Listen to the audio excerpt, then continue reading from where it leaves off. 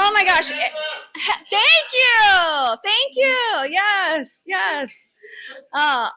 This makes my heart so happy. I know I say that like every time, but I love seeing new faces and repeats. You know, people coming back over and over. And I love that you guys are messaging us and letting us know about the collaboration that's happening and the learning that's happening, the connections. It's just exactly what we were hoping for with this community.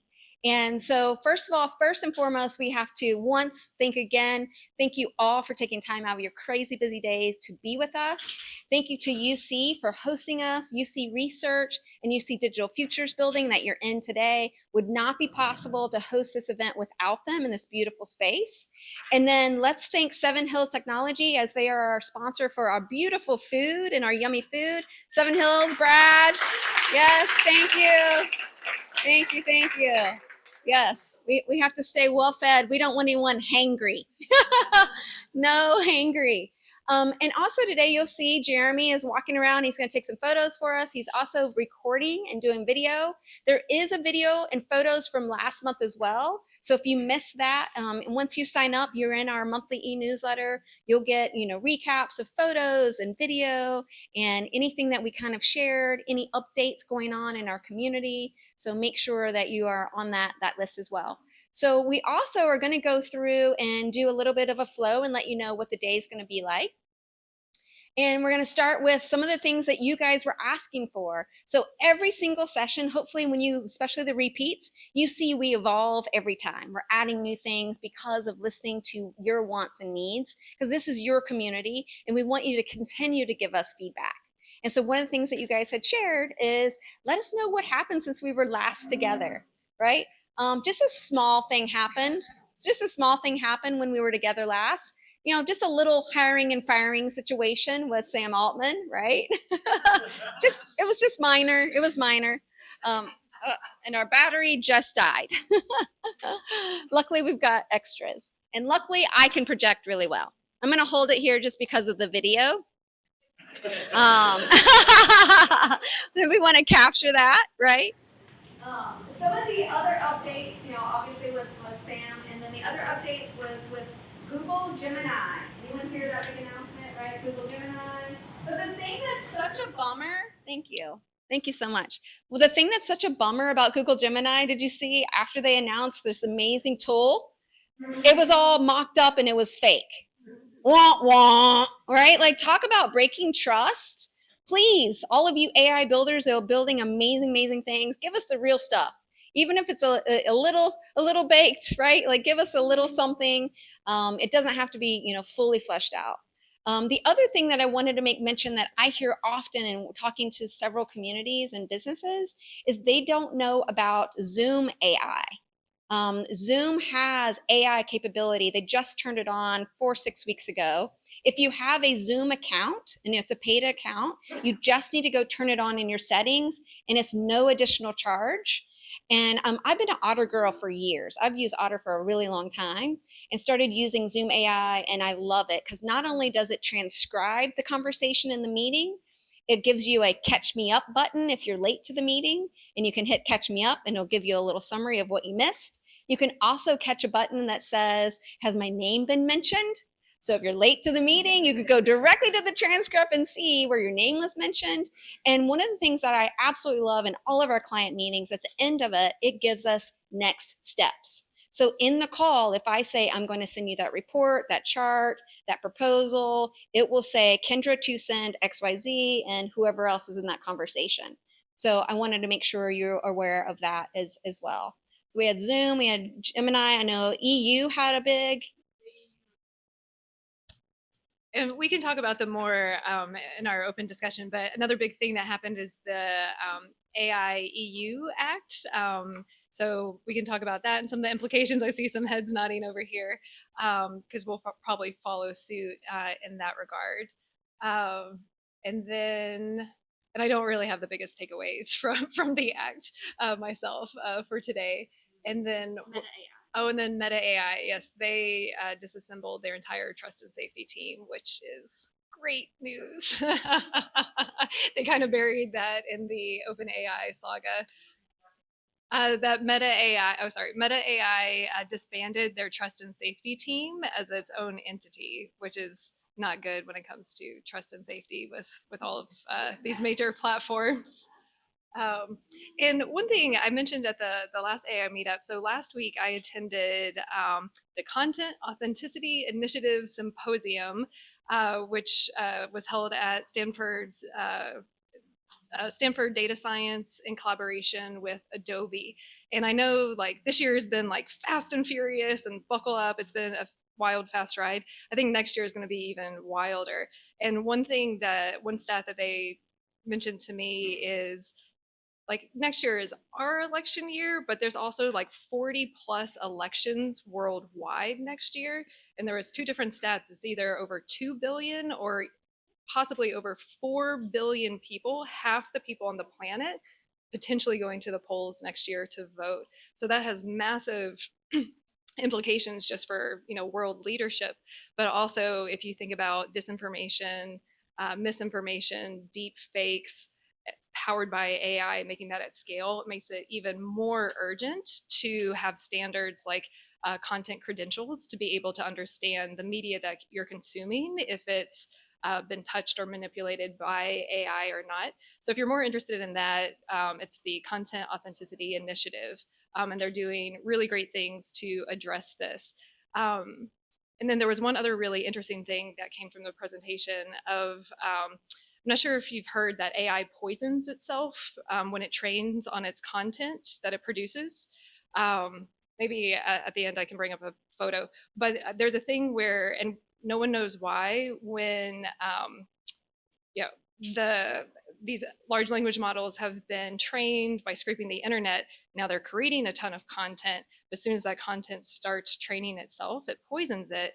And it's easier to see visually, but even a little bit of poisoning, the quality starts to deteriorate rapidly. And at 25%, you take a photorealistic image of someone, it looks more like a photo on acid or something. Like it really deteriorates. So it's also from an alignment standpoint of creating quality output from these machines to make sure that they're trained with real data and trying to figure out why they get poisoned when they learn on their synthetic media. So lots of interesting things. Happy to talk more about that later. Are there any other big AI news from since our last meetup to flag as well? Rob. Yeah, I would say Microsoft entered into an agreement with a union to set standards for what would be, how AI would be used with workers and how they would be transparent about working together for that. I thought that was a huge deal and actually very good from my perspective.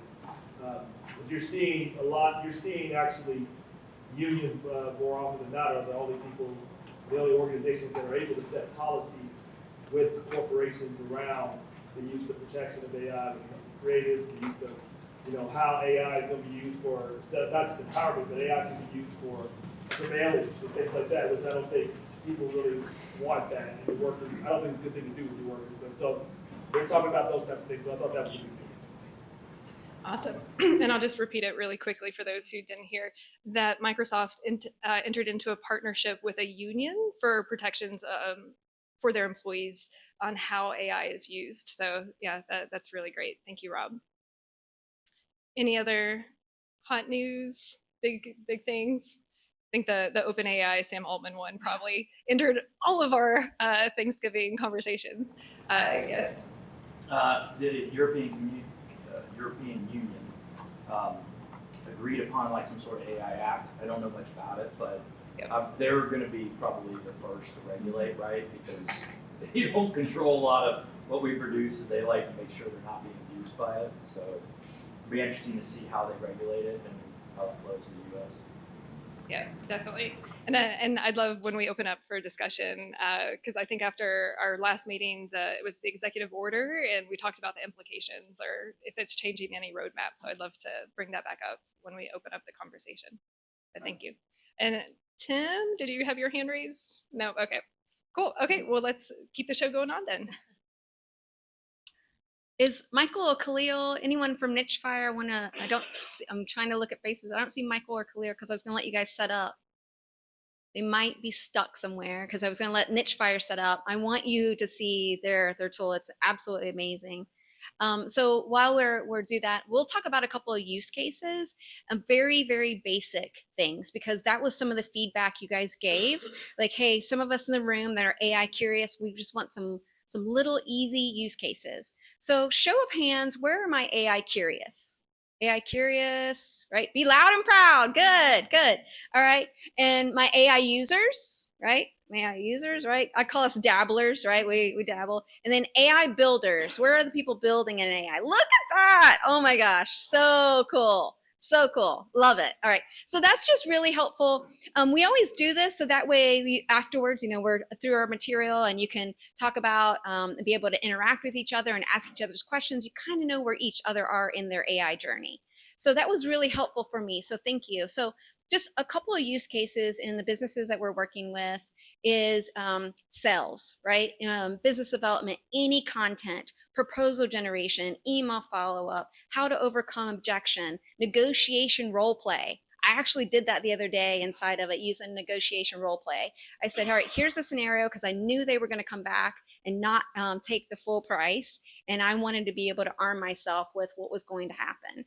And so it gave me 3 things that I needed to ask for and how to push back. Like, it was really awesome. So being able, any presentations, any kind of customer service, being able to record meetings, right? No one likes to recap those meetings and taking time after that. So huge savings. Marketing, right? I know I got a lot of my marketing friends in here. It's huge for websites. You can literally build a website, like durable, Web 10. Website is really easy to be able to do. Any web content, landing pages.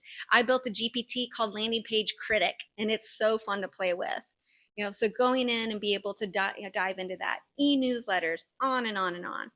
Operations. So one team that we worked with, we saved 1,400 hours per year in operations, only using the transcribing of meetings, because they were doing 20 meetings a week, and they were like so time consuming to be able to recap that meeting, email everybody out. And then we included Tango. Has anyone heard of tango.us? Whoa, okay, all right. Louis has, because I just did this presentation when he was in there. So Tango is one of my best favorite tools that I love. And if you ever have to write a how-to document, right, in regards to step 1, step 2, click here on your computer screen. So it can set in browser or in the desktop, and it will follow your workflow. So instead of you using a snipping tool and then describing what you did, snip, describe, it sits there and captures. So instead of 3 or 4 hours building something out of snipping and writing what it is, Tango will just sit there, and you don't even have to do it slowly. I just go through and click, click, click, click, click, because I know and I've been in it multiple times, and it produces a PDF exactly what you just did. And you can go in and edit, right? So if it didn't exactly describe how you wanted to describe that particular section, you can edit it. Or if you did an extra click on something, you're like, I don't want that, you can remove that as well. And it's 25 workflows a month for free. So it's very affordable. So just those 2 tools alone is what saved them 1,400 hours in 1 year. And it was a small team. What else? IT and engineering. No one likes documenting code. Anyone here like documenting code, right? No. So being able to debug code, document code, review code, all of that information, right? So working with an IT team and saving hundreds of hours of being able to do that using, again, all these tools that I'm kind of talking about are off-the-shelf tools. These aren't building tools. These are off-the-shelf tools. And then customer service, right? Creating frequently asked questions, being able to build out that information. So those are just a couple very easy off-the-shelf things that every single one of you can do and participate in what we have, off the shelf. Any other use cases that someone wants to describe before we go into QuickBytes Lightning Rounds? Ben, yes, Ben. For Helen's podcast, I had to write a bio of myself. Yes! And so I used ChatGPT, and at first I just pasted in a bunch of junk, and Yes. it was junk back. And then I asked it, can you give me an outline of a good bio? And it gave me an outline. Yes. And then I asked it, okay, now take that outline and ask me one by one And so it asked me to outline questions. I responded in my own language. Yes. And the final result, I didn't have to edit one bit. I love that. I love that. Ben, that's a great use case. So Ben is a part of Helen's awesome podcast. You've got to check it out. I'm not even a podcast person and I love her podcast. And so Ben was saying in order to do a little bio for her podcast, he used an AI tool to be able to produce that and gave it a little information and then massage that, down. I love that. I was just with a company on Friday, and the CEO wrote the Christmas letter, the holiday letter to his team using ChatGPT. And he goes, I promise I edit it, but I did start with it. And so we were able to use that as a use case with all of his team as well. So there's so many fun business use cases and personal use cases. All right, so lightning rounds. So QuickBytes. A couple of people have raised their hand and said, hey, I've got something really interesting to share. And so if you'll get the next slide for, yep. So in the QuickBytes, it's less than 3 minutes, no presentation. You're just going to either ask a question to the community, right? Maybe you need help. Because I know in this very room last month, you guys were helping each other. Like someone stood up here and said, hey, I've got something in particular I need help with. And 3 of you in the room had that exact experience and were able to help that. That's what we want. So ask community, share a tip, an AI tip or an AI tool, or share what you're building. We would love to hear that. So we've got the speakers lined up. All right. Who better to start with than Tom Jones? I love it. I love it. Welcome, Tom. Thank you. Have you ever heard me when I'm announcing sports at UC or Miami or roller derby? I always use a script, and I'm going to use one here. I do apologize for it because something just came up this afternoon that made me change what I wanted to talk about. I'm here with a shameless plug for the American Marketing Association. And let's talk about this. We are the center of the marketing universe on the planet. We really are. I'm going to describe what they do in retail in just 4 words to show that we are the center. Here are the 4 words. Macy's, Kroger, 8451. Okay, it's a name, it's 1 word. Procter & Gamble. Okay, I know that's 2, but you get what I'm talking about. We are the center of marketing thought leadership. The American Marketing Association is the #1 chapter on the planet. We are the #1 of the local chapters. Of all the 70 chapters that they've evaluated, we have been judged and evaluated to be #1 when it comes to thought leadership, economics, college outreach. This is what we do well. And if anyone had the opportunity to attend our pinnacle, it's like the Oscar Awards for marketing local in Cincinnati. Anyone besides Rob Richardson had the opportunity? Okay, you went there and you saw exactly what thought leadership was going through in Cincinnati. The incredible college outreach that we do, the work of corporate and agency. It all works well. We want to stay on this momentum for being the #1 chapter, outstanding marketing results, and keep it going. We have a conference coming up in April 19th.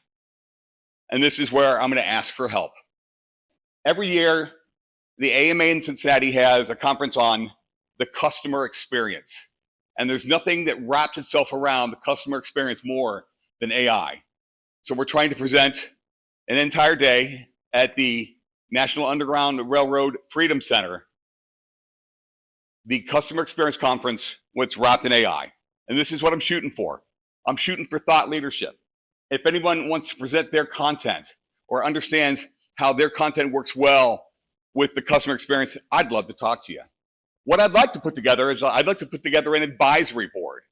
These are companies and people throughout Cincinnati that want to give us advice, talk about the next best thing and what they're looking for in the customer experience. If you want to join Sage Shore and Kroger on this advisory board, I would love to talk to you. So come up, see me. My name is Tom Jones. I'm Vice President of the American Marketing Association here in Cincinnati. We're putting together a conference August 19th. I want you to write that down or put it in your phone books right now. What? I am sorry, April 19th. See, April 19th. Put it in your calendars. Let's talk. Thank you. Thank you. And Sabrina. Thanks, Tom, for sharing that. So I'm curious, of my AI curious in the room, who would consider yourself working for a small to mid-market organization? Okay, I've got a couple. Who would you say you're kind of more mid-market, large organization? Okay, awesome. So I want to make a statement today. Might be a little bold, but I think that the future and the use of AI really belongs to the small to mid-market. And here's why I say that. I've actually had some naysayers say, you know what, I don't think the small to mid-market can really use AI. They don't have the data, they don't have the infrastructure.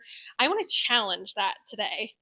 And the reason is, I think if you really look at the innovation that's happened in the space, just it's usually within small to mid-market organizations. Why do you think larger companies end up acquiring smaller companies? Because that's really where the innovation happens. And so, how do the small to mid-market really adopt that the quick wins of AI so they can get the ROI quickly? And I believe it's those that implement it early, intentionally, and securely that are really going to get the biggest benefit. Kendra already named some of the awesome quick win use cases. But with that, I think that small to mid market has two things that really give them the superpower with this. And the one is being agile, being able to do change management really, really quickly. And the second thing is just having that innovative mindset.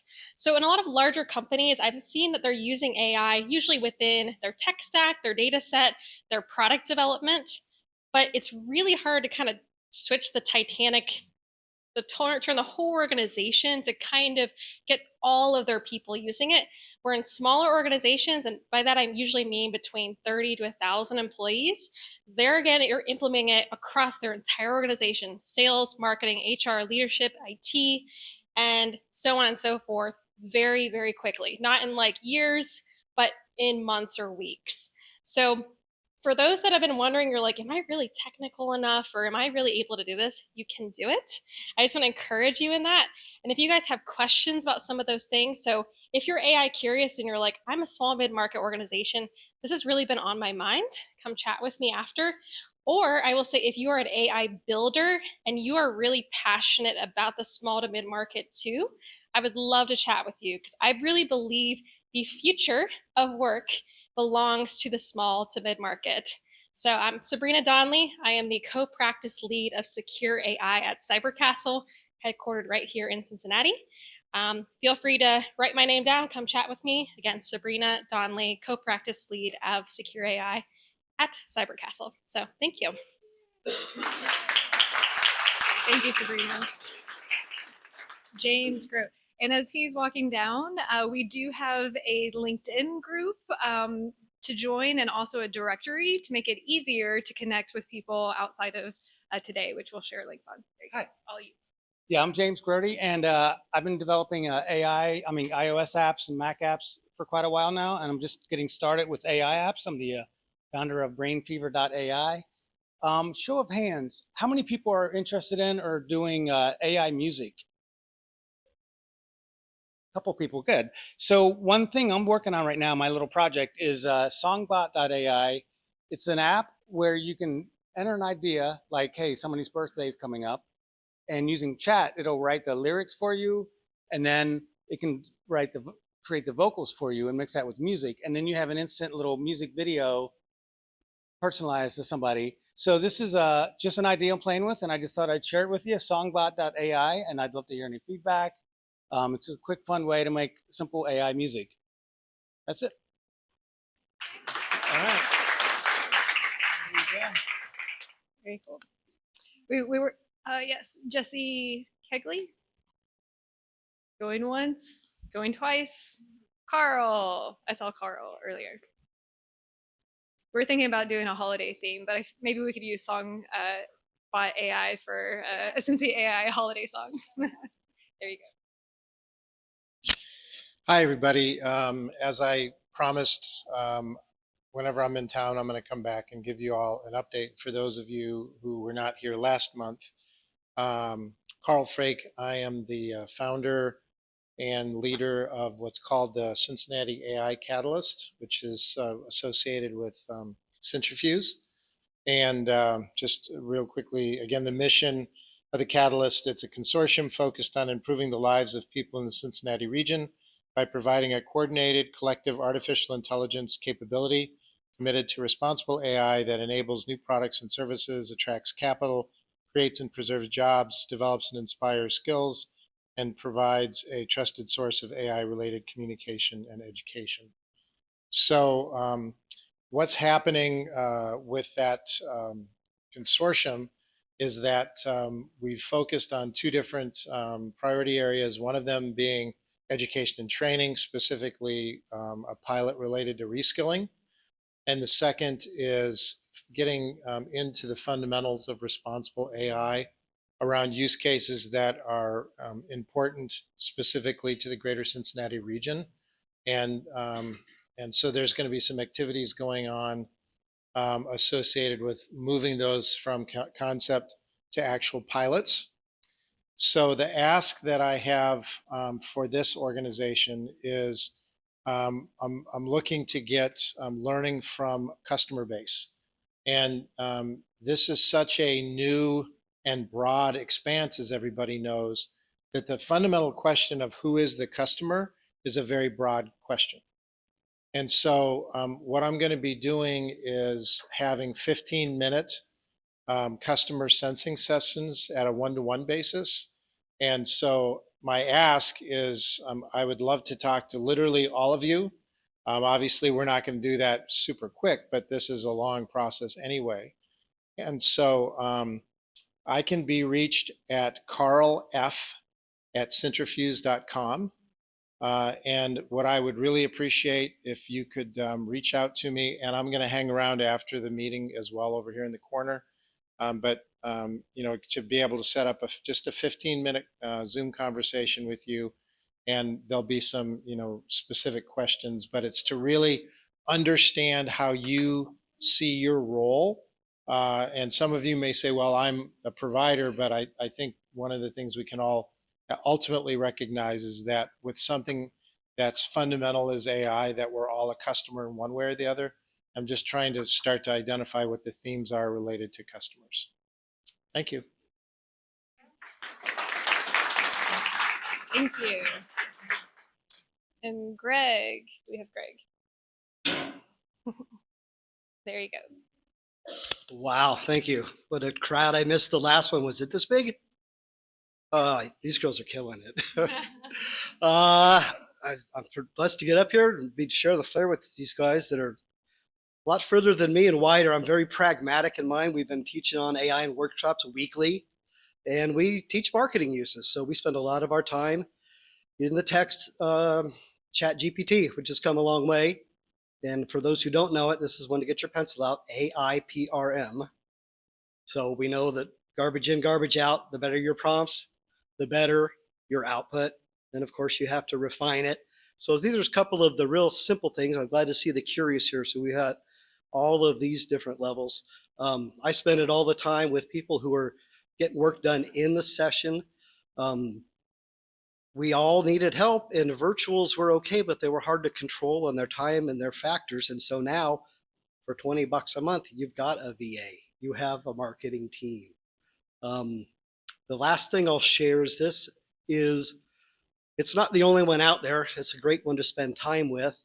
There's aggregators out there that pick up some of the holes in these. Now they're great at what they do, but they don't do everything.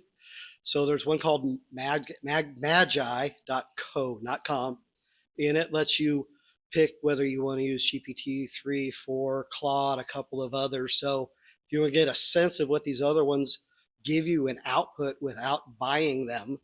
And in fact, I don't know, I heard today that maybe GPT opened up their availability again, but it's a good workaround. If when they stop the availability for a Plus subscription, you could go on for a trial or for $9 at this other one and actually get access. So a bunch of people are just learning about this. So thank you. Thank you so much. Then Mike. All right, for all you curious people out there, I was a big doubter, I would say even 4, 6 months ago. And Kendra kept pushing me. Like, you gotta try it, you gotta try it. And I've been selling data, EIS systems, decision systems my whole career. I was working for Microsoft for 5 years selling data, AI, and Azure. So I saw what the big companies around here were doing.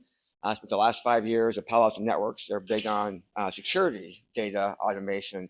So, like Sabrina was saying, I was like, there's no way this thing that is free is going to be any good. So I started playing with it, and I was absolutely amazed.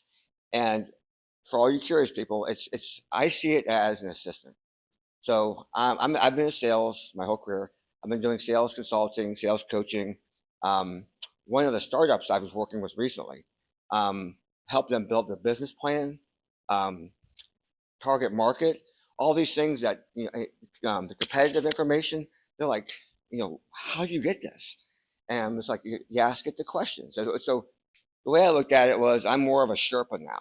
So I take what I know, and I just, like Einstein said, if I have an hour to solve something, I spend 55 minutes asking the question. And so I've got some great prompts. I'm happy to share if anyone's interested, but I've been amazed at how quickly things can turn out. And I think it was Gardner said by 2025, 60% of a salesperson's job will be done by AI. So it's like, how do you get ahead of that?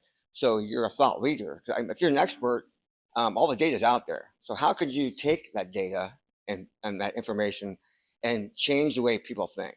So it's been a lot of fun, and I thank Kendra for keep pushing me. Thank you. And we've heard prompt engineer. One that came up in an interview yesterday was data curator. I feel like that's another job of the future. And here's Jonathan. Hey everyone, John Martis. I work at Alloy Development Company in the Economic Development Office, where I lead the Office of Innovation and Creativity.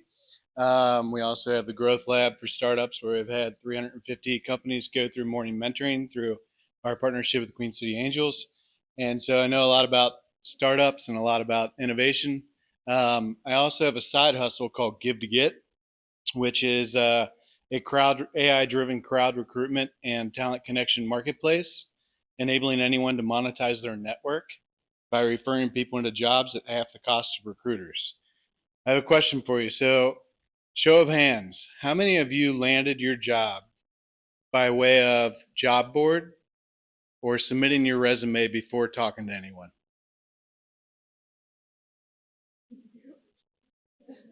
To be expected. How many landed your job because of networking and who you know? Right. So we surveyed the market and to validate our claims, and it showed that 87% of job seekers, 72% of employers were moderately to extremely likely to use Give to Get, and half of those people signed up to join our wait list. So I built a mobile app deployable to, I didn't build it, I'm not the tech guy.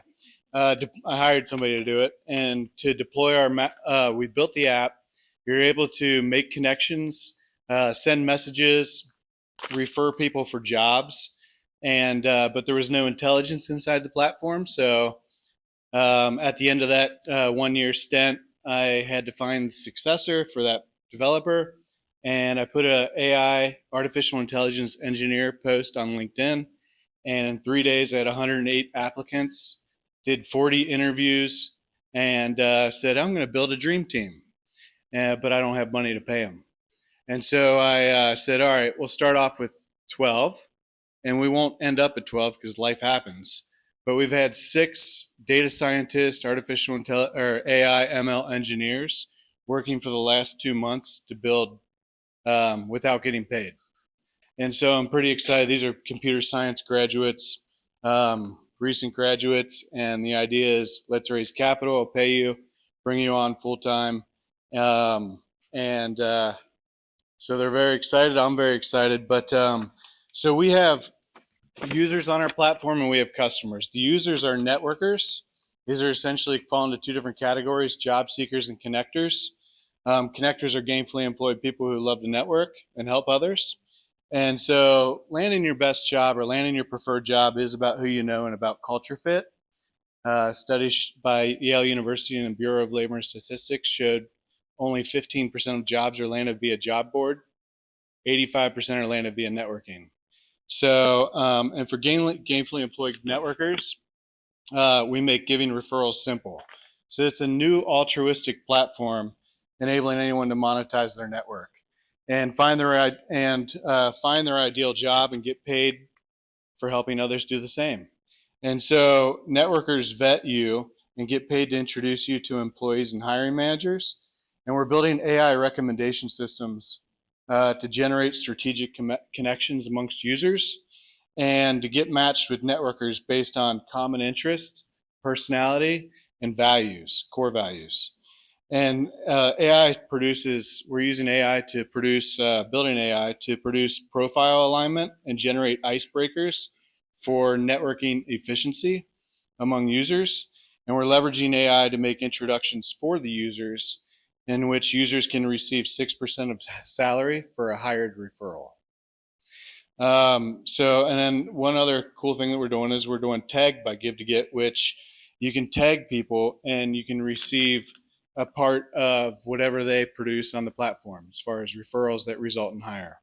So give to get leverages generative AI and recommendation systems to produce matches, primarily for the purpose of matchmaking, on the basis of geography, position, interest, values, personality, company history, and friends at companies. So we're matching job seekers to jobs, job seekers to company cultures, job seekers to connectors, job seekers to career coaches and mentors, and networkers to other networkers. And for our customers, which are two, there's companies and staffing firms. The companies are having a hard time because talent is passive. They're very hard, they're hidden from recruiter views and difficult to source without warm connections. And so sifting through resumes for hiring managers is very exhausting and leads to quiet quitting. If you rely on resumes, you're going to have a lot higher turnover. So hiring through recruiting firms can be expensive, and AI is disrupting recruiting models. And culture is everything. Our generative AI filters out anyone who isn't a culture fit. And then for the hiring managers, they only receive qualified candidates vetted by other networkers within our platform.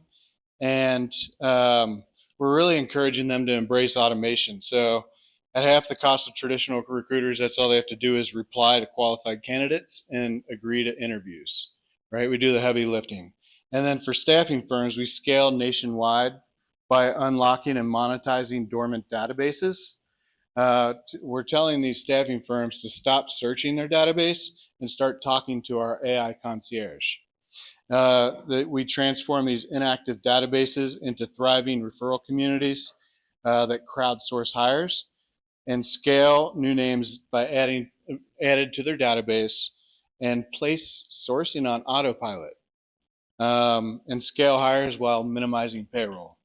So it's a heck of a journey that I've been on, and I'm excited to bring it to market. Thanks.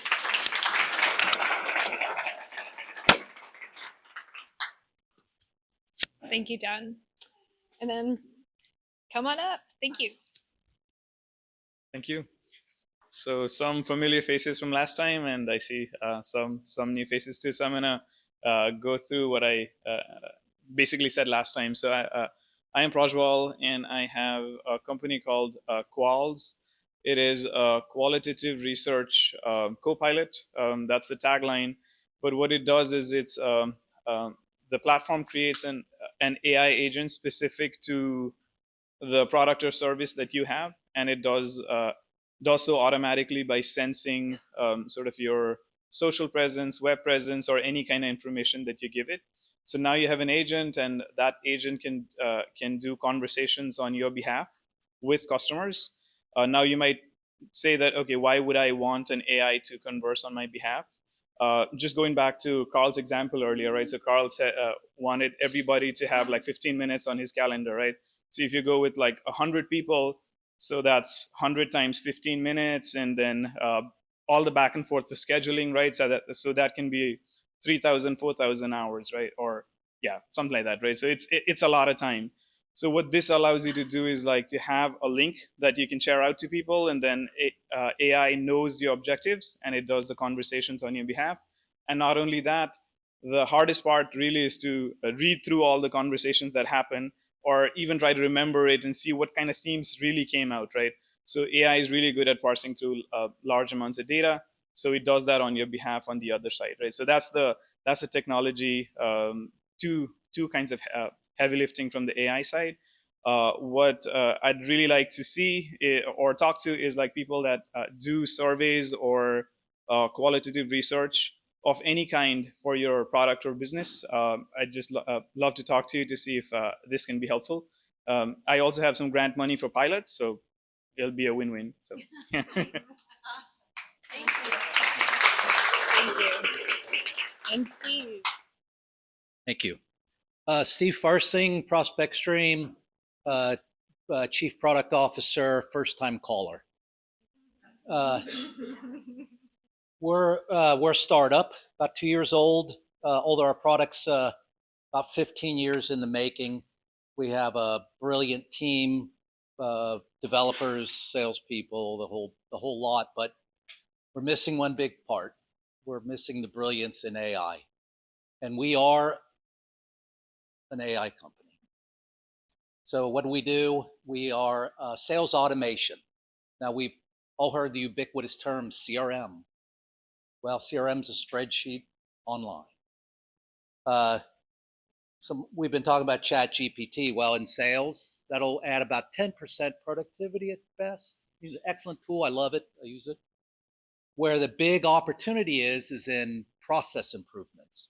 And in sales, there's thousands of factors. So what have we done in 15 years? We've built the tools to collect the data. Salesperson uses our tool. It's very simple. And as they use it, they're collecting the data. So we've already collected about 3.5 million data points in the very little bit of time our few companies have used it. And it's time to build our AI model. We know generally what we want to do, but we're looking for brilliant people. And I suspect there are a few in this room, and I'd like to talk to you. It should be fun. I'll just real quick explain what our AI model in the past was. It's spreadsheets and myself and my partner going through it, doing the math. And I'll give you one tip that we learned over these years with several hundred users using it every single day. If you want to get a hold of somebody you've never talked to, and you're going to call them every 3 days, leave a voicemail every time. And in less than 7 calls, you have about a 50% chance of getting them on the phone. By the way, without that, the chance is about 2%. And that's just through data. So we know there's a lot of other great lessons. We know a lot of them, but there are a lot more, and we need AI to find them. Thank you. Thanks, Steve. Is Ronnie here? Going once, going twice. Okay, and then Sherwood. I've met Sherwood earlier.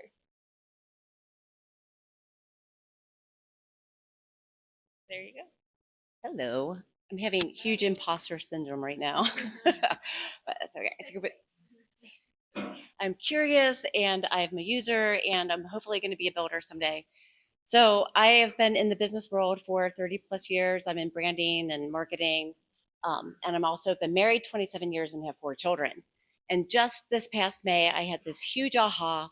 Why in the world is there not something that reminds me that I can send out to my kids to remind them to do something? I get reminders all the time about here's your dental appointments, your doctor appointments, so you don't get sucker punched. You're like, shit, I forgot about that doctor's appointment again. I forgot to put that on my calendar. So we were getting ready for a wedding, and then my I have a 25 and 23-year-old. They're like, when's that wedding again? I'm like, I put it on your calendar. I need a dress. I need shoes. I need my hair done. I need nails done. I'm like, no. So thinking about my career and what happens in my world, why can't we create some kind of family CRM with an AI coach, right? Why can't I help a family, not just the mom? The mom, believe it or not, in research, which I would love to do more research with somebody, moms like their tasks. They value their tasks. They own their tasks. What they don't understand is how can they convince their kids to do something, right? And really step up to the plate. Yes, this is a problem. Everybody's shaking their head, but we've never had this chance to use AI and to use this type of learning and use these types of connections to really help families use a point of conflict. Conflict is made up of two things, a task and a relationship. Guess what happens when you ask your kids to do something? Conflict happens because it's a task and it's your relationship, and it creates a lot of tension. So how can we use a platform to help actually turn these conflicts into points of connection? So I do believe like just the CRM and an AI coach could actually help with what you're doing, when you're doing it, how you're doing it, actually use personality intelligence and even cognitive behavioral therapy insights to help prompt the mom. How could you respond to this? Prompt your kids. How are you feeling today? Before they go to bed, what could you do tonight to make your day easier tomorrow? Oh yeah, maybe you sign this permission slip, mom. I don't know. So I am extremely excited to be part of this collection of people and this thinking, and I'm hoping to maybe to tap into the power of AI and bring something to life, not just for the small companies, but for the families that are building better people to run these companies someday. Maybe have these insights to actually do something with people. It's not about the technology, it's about connections with other humans and doing it the right way and very thoughtfully and full of emotion. Anyway, was that at least 3 minutes? Okay. Sorry guys, thank you. Thank you. Then is Greg here? Oh yes, here we go. The mic's all yours.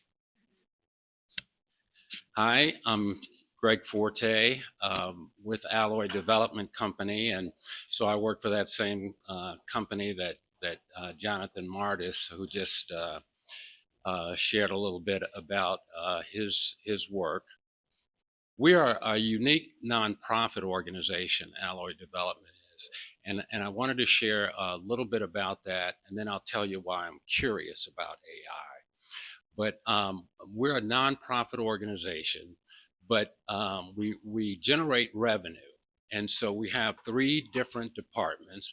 We've got a growth lab that works with innovation and tech companies, providing support to businesses like many of you have in this room. And then we have a commercial capital department. So when your business becomes big enough and you start to grow and you're looking for capital, our commercial capital department would be one of those to engage with. And then I'm in the economic development department, and I work with micro businesses. So businesses that are between 0 to 10 employees. That's really my focus. And Sabrina mentioned earlier about, small markets and the opportunity. And I really see that as an opportunity with some of the businesses that I work with. And I say, things, for example, a lot of people come to us with ideas and they have great ideas in their head, but they don't have it yet on paper. And I think AI could be an interesting tool to help them get from ideation to putting it on paper and then creating a plan to drive forward with. So that's kind of where I am. I'm looking forward to learning and sharing what I learn and go from there. So. Thanks so much. Paul. Cool. Thanks, Helen. Thanks, Kendra. Appreciate y'all putting this on. First time here. Thanks, Brad, for sponsorship. So I my segment is called Worth a Looka. I'll get into why that makes sense in a second. But there's three key things I wanted to share. I'll start wide, go narrow. I found these interesting and thought others here might. So first, I read a report called by the World Economic Forum on the future of jobs. And over the next 4 years, they expect there to be a 14 million job contraction in the global job market. The job categories that will be impacted most will be in accounting, data entry, secretarial types of work, and then the things that will and that'll be to the tune of about 25 million jobs. And the things that will grow most will be AI, but also climate change related work. And so I just recommend people take a look at this. To make it easy, I have a side hustle called Career Adventurer that I summarize the report with some of my takeaways. You can find it on Substack at Career Adventurer. But instead of reading a 300-page report, you could scan this. The second thing is, and it relates back to kind of that first point a little bit, is who here has heard of an organization called the Future Today Institute? So, yeah, exactly. So the CEO, Amy Webb, she was actually just featured on CNN with during the whole Sam Altman discussions that were occurring, kind of midstream before he was rehired, back to OpenAI. But she did a session at South by Southwest this past year that was fascinating. They have hundreds of pages of information on their website that you can't possibly get through. But the key thing that she shared at South by Southwest was the importance of scenario planning. From the context of just taking, what you might see as possible futures and laying out and saying, hey, here's one possible future, bots take over the world. Another possible future is, hey, humans are all gonna come together and, not have wars, right? Well, what do you think this is in terms of the probabilities of either? And then what are the key outcomes that you expect? And the reason why I thought it was important and a really good look is it can help each one of us think about for our own businesses, our own organizations, what the future might look like and help you plan for it. And then the last thing is, so in developing my, podcast, et cetera, I needed some branding. And there's a tool called Looka. Who here has heard of Looka? Kendra, you have? Yeah, exactly. So it does simple logo designs for 65 bucks. And I was like, I'm not going to go pay even though I'm a marketing and brand guy, I'm not going to go pay a marketing and brand person thousands of dollars for initial branding. And so it walks you through a set of prompts to ultimately get you a logo and a brand kit that you can use. The reason why I thought it made sense to mention is, regardless if you're working with small businesses, startups, or even in your own, or even in big companies, it's a great place to start and dabble and then iterate for you to ultimately then brief somebody later on the pro work that you'll need.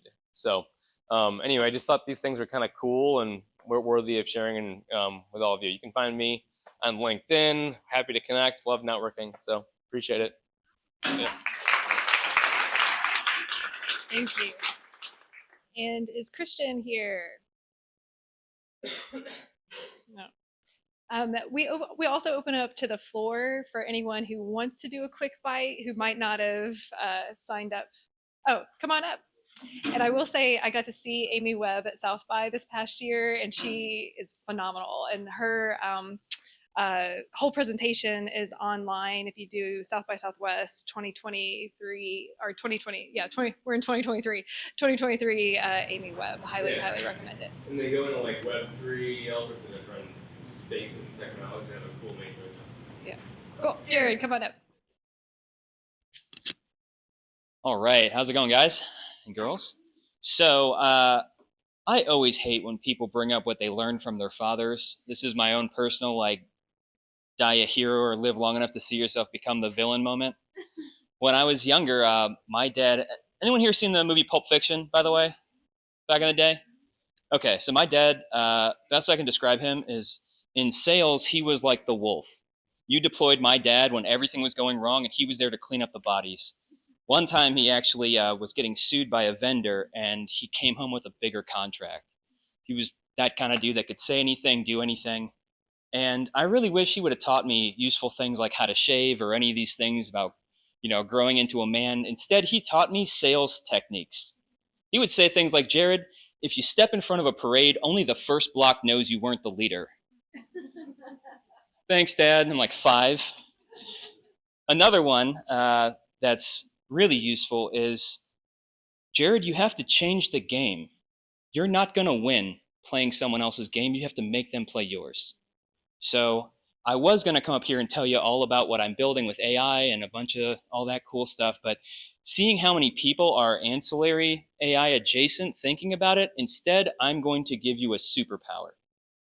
I figured out how to change the game with LinkedIn, and I'm going to share it with you. Now, this is not to get customers. This is to get those wildly important aspirational people. I have so many people saying, how do you know the CTO of IBM? How'd you get a Facebook executive on your advisory board? How do you know all of these people? And I think I just cracked the code, and I'm going to give it to you. So I use LinkedIn because it's incredibly powerful. You can get to most anyone, probably not Sam Altman, because in-demand tech people don't need referrals or networking. Everyone kind of comes to them. But here's what I did to get the CTO of IBM. First thing I did was I looked at their profile, and I went deep and wide. I noticed he was a combat medic. That was like his first experience. And at the time, he was the CTO of esports at IBM. So I wrote, always write a message. So I wrote, man, a combat medic and the CTO of esports at IBM, like what a badass. I'd love to be in your network. I'm primed to add value in the future. I just want to learn from you right now. And nobody says no to that. So you just send a simple message showing that you actually took an interest in some of the things that they're doing, that you didn't just read top line. The next thing I do is I add value to your network. Some of you may be realizing I did this to you. I apologize. You have to really like people, though, for this to work. Otherwise, it becomes disingenuous, and no one likes that. So I would say, hey, I know the COO of venture at Procter & Gamble, Simon Campbell. Have you, and this is dated, obviously, would it be any value to you for me to introduce you? Again, you get another yes. Later on, the secret to LinkedIn is that nobody reads anything you post. Like all these articles, no one's reading them. You don't have time to do it. So what I decided I was going to do is I was going to read every single thing this guy posted, and then I was going to ask a question that showed you that I was actually reading this and I care. After 4 months of that, they realize you're the only one they're talking to. Seriously. So then the next move ends up being to set expectations. I'm not ready yet, but in a couple of months, I'm going to want your trusted opinion on what I'm building. Is that okay with you? And you grab their permission. And again, everyone says yes to that. You have taken an interest in what they're doing. You've shown them by learning from them what they think is important for you to know. And you've introduced them to people.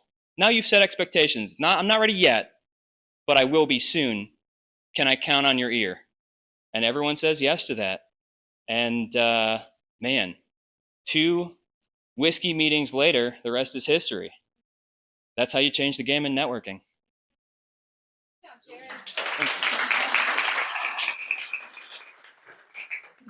Thank you. I'm going to put that to use for some of my podcast guest outreach. So thank you. Anyone else want to come up and do a quick bite? Come on, Jeff. I to give a quick bite, but what I wanted to say is you had asked about hot topics. Yeah. And one of the hot topics that I hear a lot, talk a lot about, is renting versus owning AI. So building your own language models. And I think the best way to go about it, obviously, is to rent first, get to market fast, but also simultaneously build your own. Because you never want to be a renter for life, right? Yeah, that's a good point. It's the topic of renting owning that I thought of. Yeah, and I'll restate it. John brought up the point of in the AI world, a big topic that comes up is, do you build your own LLM or rent, like own versus rent? And his suggestion is to start by renting and then eventually building your own LLM. One of my guests was from IBM, and they have a whole framework to help walk through the different ways of thinking about, like, if you want to build using their system or build your own, like the framework to walk through. So that would be a good resource if you're questioning, how to best rent and then move over to building your own too. So that's a good resource. Are there any other resources or thoughts on building versus owning, or owning versus renting for your LLMs? Okay, I'll bring the mic over so I don't have to repeat everyone. I was just going to say along the topic. Hi, I'm Lonnie Schwartz. Along the topics of owning, and many of you probably know this, but if you don't, you can hack a Mac Studio box and run a 65 billion parameter LLM in your office. I have 2 companies that I advise where we've done this and replicated it. It is not that difficult for the right talented person. And definitely not without reach. So building, there's open source LLMs. If you're interested in that, please go to huggingface.co. It's a wonderful open community. They will teach you. Somebody will probably jump on for free and help you build it, just out of excitement. So, owning your own or having your own LLM, especially for security purposes and data processing purposes, this is really important. But going to market quickly on a rented LLM is absolutely probably what most of us would do, but just know that the reach into that world is a very, very low bar. Thanks. Yeah. Thank you. Yes. I have a question, actually, or maybe I guess that's what the purpose of this is, right? So my question is there a resource page somewhere that has the equivalence of the HubSpot Academy for AI, right? And so types of things that as a marketer you should be doing as it relates to getting certifications and specific things, right? Ways to kind of further your learning, because Kendra, I know I saw a post you put together that listed out, hey, here's the 10 things I just did in the past, this is a couple months ago, I think now, that was very informative, but it's where do you go sometimes for education? Because anytime you search for it, you're going to find things like, hey, come to MIT's AI course and spend $3,000 or 10 grand. It's like, hey, I'm not, I don't want to spend 10 grand yet, right? Maybe I would in the future, but anyway, just a question, I guess. Yeah, I love the question. So what we was asking about is where do you go for AI learning, AI training, and there's so much out there, and everybody kind of selling their courses or 3,000 this and whatever. Microsoft has AI courses for free. AWS has AI courses for free. Google has AI courses for free. They all have AI courses for free. What? And IBM, yeah, IBM. Yeah, they all have AI courses. Sean, anything you want to add on that, or? Yeah. Yes, please. Hey, how are you? Nice to see you. My name is Sean Reynolds. I've been in tech all my career and helped grow some of the early startup programs here in Cincinnati. Main Street Ventures, for anyone that was walking around for a long time ago. Built venture and grew business. In the last couple of years, I've been in Silicon Valley. In fact, I should be there right now, but I'm staying home for the holidays. Building a company, Era Technology. Era is the leader in AI decision intelligence. And if it's something you're not familiar with, I'd encourage everyone to do what you can to learn as much as possible about decision intelligence or composite AI. Is anyone familiar with that? Raise a hands. Yeah, I know Qualls. Who was it? Qualls. I'm assuming you've had some familiarity with it. The AI hype cycle from Gartner that just came out a few months ago. The next wave of AI will be around decision intelligence, funded by Silver Lake and NVC and a number of other large ventures in Silicon Valley, and we're headed towards a liquidity event. So I will likely be coming back. I've been living on an airplane. I think I traveled 320,000 miles this year. So I'm tired, really tired. So I am happy to be home, but I wanted to just introduce myself and get to know this community a bit more. I'm planning on doing something perhaps in Cincinnati again.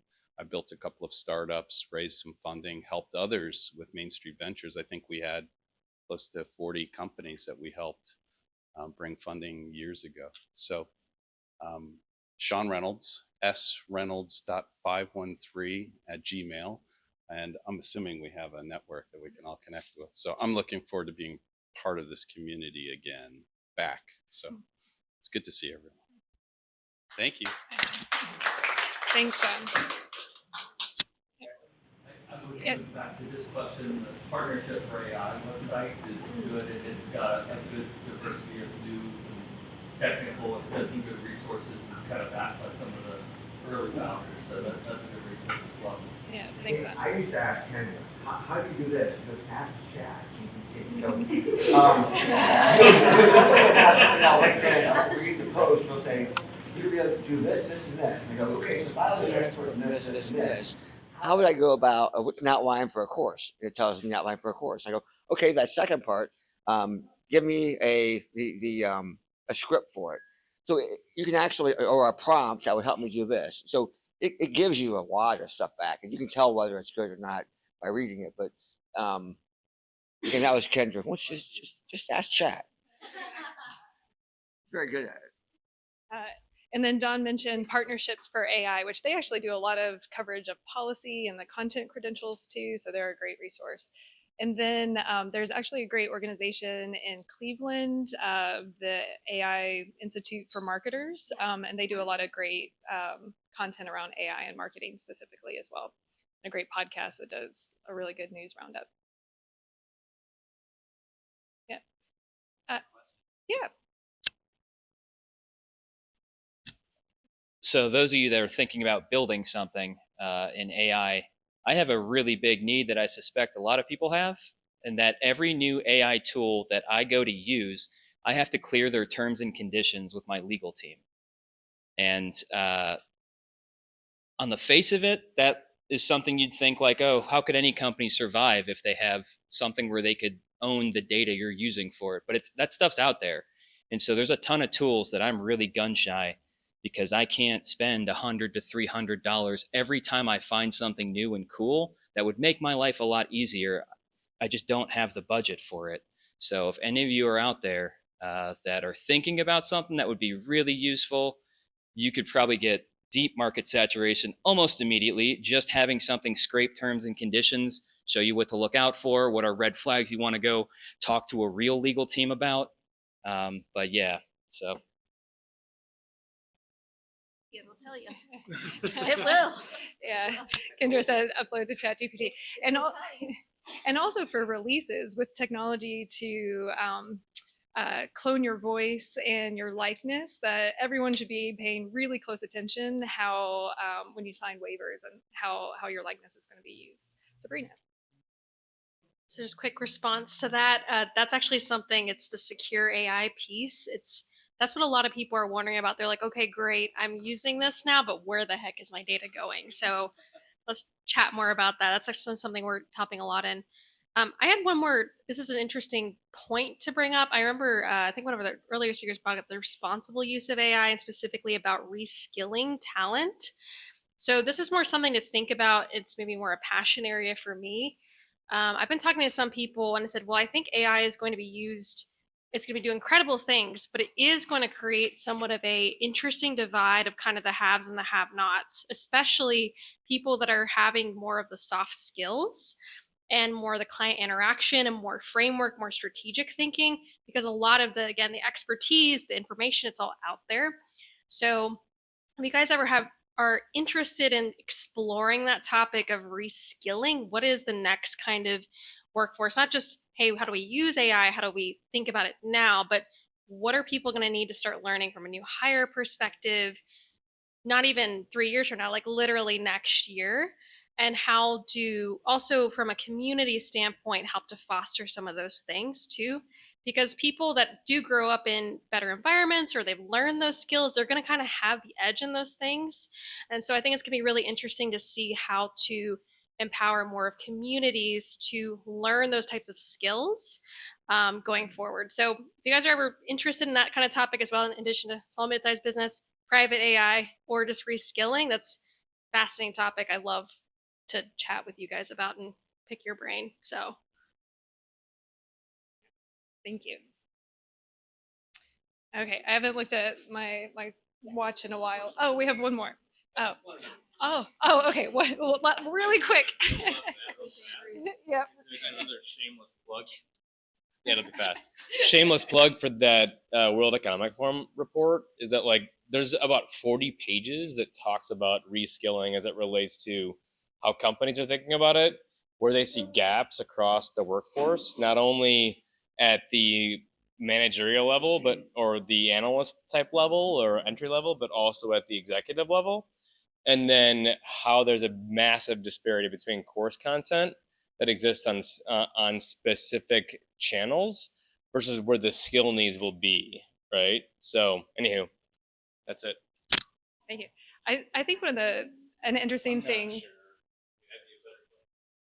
Yeah.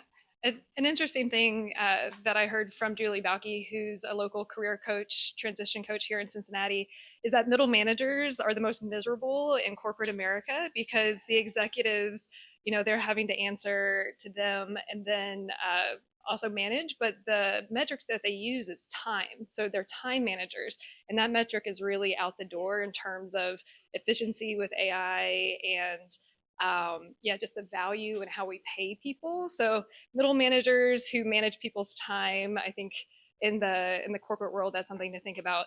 But also as we find more efficiencies and everything with production, like to make sure to still pay people fairly in a human-centered future.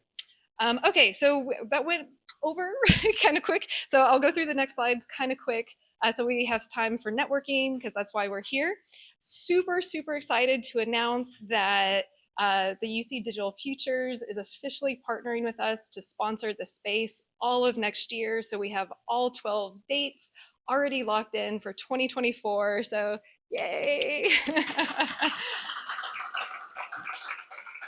It's a very wonderful holiday present that they are giving us and supporting us, and see the value in the community really integrating with the research and bringing all of us together. So this one our next one will be Tuesday, January 9th, and then we'll eventually get all of the Eventbrites to meet up. We do have a LinkedIn group. That QR code will take you there. We'll also do a recap email again. Monday, it will have photos, it will have the video, it will have the link to the LinkedIn group. We'll also have a link to our directory. This is all just so everyone can stay connected and actually start kind of like auditing who's here, what companies, who's looking for talent, hiring, all that good stuff. So we want to just keep everything extended. And we'll be posting more there. And feel free to post in our LinkedIn group too if you read a really good article or summarize a really good report. That's another place where we can keep the conversation going. And then just a quick plug for Kendra and I. We don't always do our own intros. Kendra has her own agency, Kendra Ramirez, where she simplifies things and she brings AI into businesses to help make processes better and is the ultimate connector. And many of you are here because of Kendra today. So big shout out for Kendra. And yes. And then I'm Helen Tide. I'm the founder and host of Creativity Squared, which is a podcast that explores how creatives are collaborating with artificial intelligence. Ben, who's here, has been on the show. Also, Rob has also been on the show. And the last episode for 2023 will be next week where Ben's the first guest coming on twice to talk about a project he teased here, which is the Terminator 2 parody, where 50 AI video artists got together to recreate Terminator 2 to exhibit or showcase AI capabilities. So that will be streaming soon. Follow Ben, follow my newsletter, and we'll stream and maybe even organize a screening sometime. And then also, I've digitally cloned myself. I'm in the Cincinnati magazine this month, if you pick that up. And if you are interested in being cloned, let me know, because we're cloning people. I'm the first resident to be hyper realistically cloned, and our second one happened 2 weeks ago. So anyone else who's interested, come talk to me. So, Ellen, are you doing the magazine or is your both. I already know my future memoir. It's that's my clone, not me. Okay, and then this is the last slide. So thank you again for being here. One thing we're gonna do, we're gonna try to make it quick, is to take a group photo. So right after I put down the mic, everyone zoom over here, scrunch as close as possible. We're all friends. We'll take a quick photo and then network. And thank you so much for being here, and happiest of holidays and New Year's wishes. Thank you.